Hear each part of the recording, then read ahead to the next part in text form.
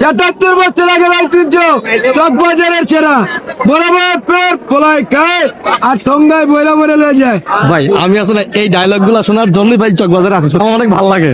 বাংলাদেশের সবচেয়ে বড় ইফতার বাজার চকবাজারের এই ইফতার বাজার প্রায় 400 বছর পুরনো।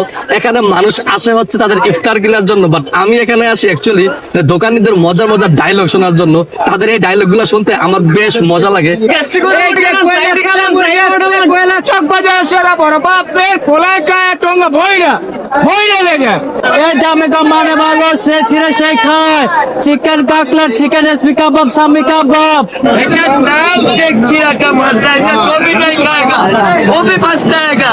আই পুরাই গেল ঠোঙ্গা বইরা বইরা বইরা লয়ে যায়।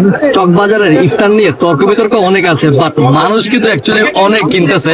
মানুষের এত পরিমাণে ভিড় এখানে ভাইরে ভাই, মানে হাঁটাও যেতেছে না পুরা। এই চকবাজারে যে রকমের ইফতার আপনি পাবেন, যত রকমের ইফতার পাবেন, এত ভ্যারাইটি আপনি অন্য কোথাও পাবেন না। এই জন্যই এই চকবাজারের ইফতার বাজারটা এতটা ফেমাস এবং মানুষ এত ভিড় করে এখান থেকে ইফতার নেয়। এখানকার যে এনভায়রনমেন্টটা, যে একটা ভাইব, এই ভাইবটা আমি খুব বেশি এনজয় করি। এই জন্যই প্রতি বছর একবারের জন্য হলেও কিন্তু আমি এই চকবাজারে আসি।